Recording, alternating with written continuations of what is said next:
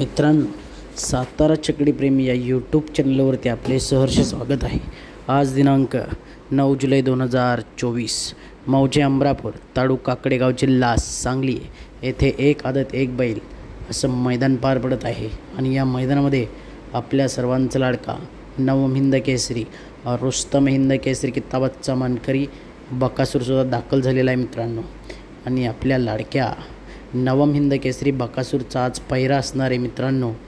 Bablu driver किल्ले मच्छिंद्रगड जो जलवा म्हणून त्यांचं वासरू आहे आदत, त्याच्यासोबत आज आपला हा सप्त हिंद केसरी नवम हिंद केसरी बकासूर पळणार आहे मित्रांनो। जलवा आणि बकासूर ही गाडी आज आपल्याला पळताना दिसेल।